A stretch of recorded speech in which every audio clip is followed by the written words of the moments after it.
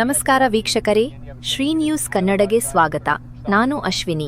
ವಿಜಯಪುರದಲ್ಲಿ ಸಚಿವ ಎಂಬಿ ಪಾಟೀಲ್ ಅವರು ದ್ವೇಷ ಭಾಷಣ ವಿಧೇಯಕವನ್ನು ರಾಜ್ಯಪಾಲರು ತಿರಸ್ಕರಿಸಿದ ವಿಚಾರಕ್ಕೆ ಪ್ರತಿಕ್ರಿಯಿಸಿದ್ದಾರೆ. ವಿಧೇಯಕವು ಒಂದು ಧರ್ಮವನ್ನು ಗುರಿಯಾಗಿಸಿಕೊಂಡಿದೆ ಎಂಬ ಆರೋಪಕ್ಕೆ ಉತ್ತರಿಸಿದ ಅವರು, ದ್ವೇಷ ಭಾಷಣ ಯಾರೇ ಮಾಡಲಿ, ನಮ್ಮ ಜಿಲ್ಲೆಯಲ್ಲೇ ಇದ್ದಾರೆ, ಅವರಷ್ಟು ದ್ವೇಷ ಭಾಷಣ ಯಾರೂ ಮಾಡಿಲ್ಲ. ಮುಂಜಾನೆ, ಮಧ್ಯಾಹ್ನ, ಸಂಜೆ, ರಾತ್ರಿ ದ್ವೇಷ ಭಾಷಣ ಮಾಡ್ತಾರೆ. ಅವರು ಯಾವ ಸಮಾಜದವರು ಎಂದು ಪರೋಕ್ಷವಾಗಿ ಯತ್ನಾಳ್ ವಿರುದ್ಧ ವಾಗ್ದಾಳಿ ನಡೆಸಿದರು. ಕುಂಬಳಕಾಯಿ ಕಳ್ಳ ಅಂದರೆ ಹೆಗಲು ಮುಟ್ಟಿ ನೋಡುತ್ತಾರೆ ಎಂದು ವ್ಯಂಗ್ಯವಾಡಿದರು. ರಾಜ್ಯಪಾಲರು ನಮಗೆ ಮತ್ತೆ ಪದೇ ಪದೇ ಹೇಳಬೇಕಾಗಿಲ್ಲ. ರಾಜ್ಯಪಾಲರು ಕೇಂದ್ರ ಸರ್ಕಾರ ಬಿಜೆಪಿಯವರು ಏನು ಹೇಳ್ತಾರೆ ಅದನ್ನು ಮಾಡ್ತಾರೆ. ಅದ್ರಾಗ ಎರಡು ಮಾತಿಲ್ಲ. ಅದು ಸತತವಾಗಿ ಅವ್ರು ಪ್ರೂವ್ ಮಾಡ್ತಾ ಇದ್ದಾರೆ. ಈಗ ರಾಜ್ಯಪಾಲರಿಂದ ಬೇರೆ ಏನು ಅಪೇಕ್ಷೆ ಮಾಡಲಿಕ್ಕೆ ಸಾಧ್ಯ ಇಲ್ಲ. ಇದು ನಮಗೆ ಎಕ್ಸ್ಪೆಕ್ಟೆಡ್ ಇದು ಅವ್ರು ಮಾಡ್ತಾರೆ ಅಂತೇಳಿ. ರಾಷ್ಟ್ರಪತಿಗಳಿಗೆ ರವಾನೆ ಮಾಡಿದ್ದಾರೆ. ಗೊತ್ತಿದೆ, ಅದು ಅವ್ರು ಮಾಡುವಂಥ ನಮ್ಗೆ ಗೊತ್ತಿದೆ ಇವ್ರ ರೀತಿ ಮಾಡ್ತಾರೆ ಅಂತೇಳಿ. ಬೇರೆ ಏನು ಇವರಿಂದ ಅಪೇಕ್ಷೆ ಮಾಡುವಂಥದ್ದು ಇರಲಿಲ್ಲ ನಮಗೆ. ನೋಡಿ, ದ್ವೇಷ ಭಾಷಣ ಯಾರೇ ಮಾಡಲಿ, ಅದು ಎಂ ಬಿ ಪಾಟೀಲೇ ಮಾಡಲಿ, ಶರಣ್ ಪ್ರಕಾಶ್ ಪಾಟೀಲ್ರೇ ಮಾಡಲಿ, ಯಾರೇ ಮಾಡಲಿ, ಏನ್ರಿ ಇವತ್ತು ನಮ್ಮವ್ರು ನಮ್ಮ ಜಿಲ್ಲೆದಾಗ ಒಬ್ರು ಅದಾರ ಏನ್ರಿ, ಅವ್ರು ಅನ್ಸು ದ್ವೇಷ ಭಾಷಣ ಬಹುಶಃ ಯಾರೂ ಮಾಡಿರ್ಲಿಕ್ಕಿಲ್ಲ ಇಡೀ ದೇಶದಲ್ಲಿ. ಮುಂಜಾನೆ ಮಾಡ್ತಾರೆ, ಮಧ್ಯಾಹ್ನ ಮಾಡ್ತಾರೆ, ಸಾಯಂಕಾಲ ಮಾಡ್ತಾರೆ, ರಾತ್ರಿ ಮಾಡ್ತಾರೆ. ಎಲ್ಲ ಅಸಂಬದ್ಧ ಪದ್ಧತಿಗಳು, ಅವಿಸಂವಾದ ಮಾಡೋದು, ಕೆಟ್ಟ ಪದಗಳನ್ನ ಉಪಯೋಗಿಸ್ತಾರೆ. ಅವ್ರು ಯಾವ ಸಮಾಜದವರು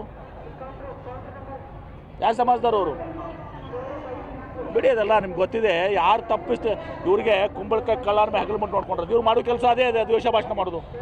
ಅದಕ್ಕೆ ಇವತ್ತು ಸಹ ಅದನ್ನು ದ್ವೇಷ ಮಾಡ್ತಾರೆ, ದ್ವೇಷ ಭಾಷಣದ ಇದಕ್ಕೆ ಇವರು. ಅದಿರಲಿಗ ನಿನ್ನೆ ಕೇಂದ್ರ ಬಜೆಟ್ ಆಗಿದೆ. ಆ ಬಜೆಟ್ನಲ್ಲಿ ಏನೂ ಕೂಡ ಯುವಕರಿಗಾಗಲಿ ಗ್ರಾಮೀಣ ಅಭಿವೃದ್ಧಿಗಾಗಿ ಏನೂ ಕೂಡ ಕೊಟ್ಟಿಲ್ಲ. ಅತ್ಯಂತ ಪ್ರಮುಖವಾಗಿ ನೀವು ವಿಜಯಪುರ ಜಿಲ್ಲಾ ಪತ್ರಕರ್ತರ ಇದು ಸದಿರಿ. ಇವತ್ತು ಅನೇಕ ಹೈ ಸ್ಪೀಡ್ ರೈಲ್ ಕಾರಿಡಾರ್ಸನ್ನು ಮಾಡಿದ್ದಾರೆ. ಚೆನ್ನೈ ಬೆಂಗಳೂರು ನಮ್ಮದು ಸ್ವಲ್ಪ ಇದೆ ಅಲ್ಲ, ಅದೇ ನಮಗೆ ಬೆನಿಫಿಟ್ ಆಗಂಗಿಲ್ಲ.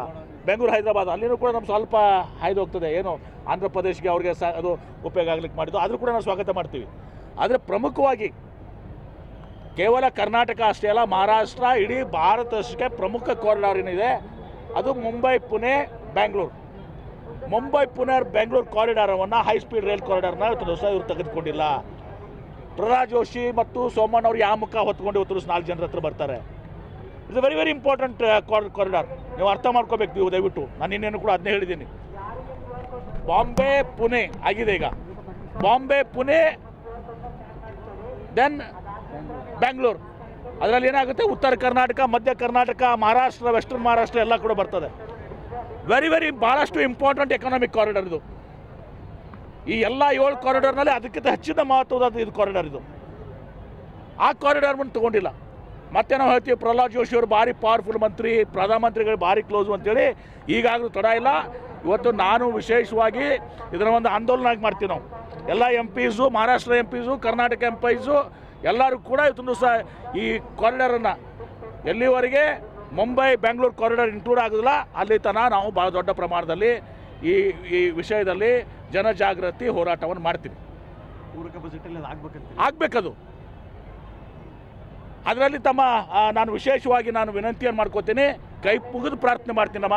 ಇವರು ಏನು ಸಚಿವರಿದ್ದಾರೆ, ಪ್ರಹ್ಲಾದ್ ಜೋಶಿ ಅವರು, ಬೊಮ್ಮಾಯಿ ಅವರು, MPಸು, ನಮ್ಮ MPs ಇವರು ಆಟಕ್ಕೂ ಇಲ್ಲ ಲೆಕ್ಕಕ್ಕೂ ಇಲ್ಲ. ಆಟಕ್ಕುಂಟು ಲೆಕ್ಕಕ್ಕಿಲ್ಲ ಅಂತ ಹೇಳ್ತಾರಲ್ಲ, ಆಟಕ್ಕೂ ಇಲ್ಲ ಲೆಕ್ಕಕ್ಕೂ ಇಲ್ಲ. ಪ್ರಧಾನಮಂತ್ರಿ ಬಂದು ಮಾತಾಡದೇ ಇಲ್ಲ ಅವರು, ಬೈನೇ ತೆಗಂಗಿಲ್ಲ ಅವರು. ಇದು ಭಾಳ ದೊಡ್ಡ ಅನ್ಯಾಯ. ಇವತ್ತೊಂದು ದಿವಸ ಈ ಕಾರಿಡಾರ್ಸ್ನ ಅನೌನ್ಸ್ ಮಾಡಿದ್ದೀರಿ. ಈಗ ಈ ಕಾರಿಡಾರ್ ನೀವು ಜರ್ಕತ್ತ ಅದರಲ್ಲಿ ಬಿಟ್ಟರೆ ಇದು ಕರ್ನಾಟಕ ರಾಜ್ಯಕ್ಕೆ, ಉತ್ತರ ಕರ್ನಾಟಕ, ಮಧ್ಯ ಕರ್ನಾಟಕ ಮತ್ತು ಇದು ಕೇವಲ ಕರ್ನಾಟಕ ಅಷ್ಟೇ ಅಲ್ಲ, ಮಹಾರಾಷ್ಟ್ರಕ್ಕೂ ಅಷ್ಟೇ ಮಹತ್ವದಿದೆ ಮತ್ತು ಭಾರತ ದೇಶಕ್ಕೂ ಅಷ್ಟೇ ಮಹತ್ವದಿದೆ. Connecting Mumbai and Bengaluru. ಒಂದು ಫೈನಾನ್ಷಿಯಲ್ ಕ್ಯಾಪಿಟಲು, ಇನ್ನೊಂದು ಟೆಕ್ ಕ್ಯಾಪಿಟಲು. ಇದಾಗ್ತಿದ್ರೆ ಪ್ರಯೋಜನ ಇಲ್ಲ. ಇದನ್ನು ಹೈಲೈಟ್ ಮಾಡಿರಿ ನೀವು. ದ್ವೇಷ ಭಾಷಣ ತೊಗೊಂಡು ಏನು ಮಾಡ್ತೀರಿ? ಮತ್ತಷ್ಟು ಸುದ್ದಿಗಾಗಿ ನೋಡ್ತಾ ಇರಿ ಶ್ರೀ ನ್ಯೂಸ್ ಕನ್ನಡ.